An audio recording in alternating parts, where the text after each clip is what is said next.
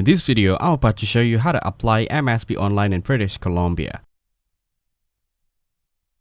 To apply for MSP online in British Columbia, you must be a BC resident. This means you are a Canadian citizen or permanent resident, you make your home in BC, and you are physically present in the province for at least 6 months of the year.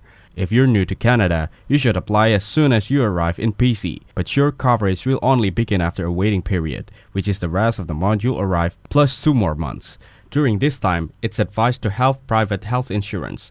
If you're moving from another province, arrange to keep your former medical coverage during the wait period. Your family members should also keep their provincial coverage until they arrive in BC. Once they do, you can add them to your MSP plan and their waiting period will start based on their arrival date.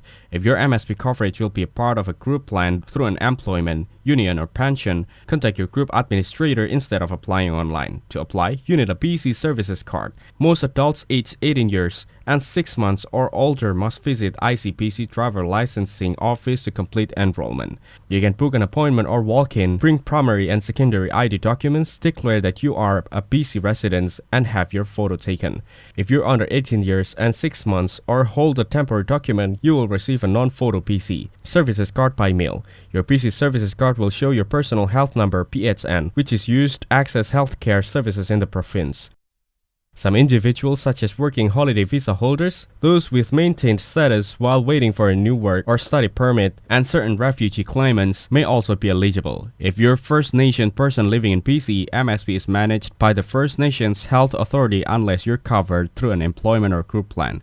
You can contact their office to confirm your enrollment. You will be required to upload a photo or scan of documents showing name, date of birth, and immigration or citizenship status. Make sure the image shows the whole documents is in JPG or PNG format, not PDF, is at least 1000 times 1500 pixels in a clear and readable, and is oriented correctly.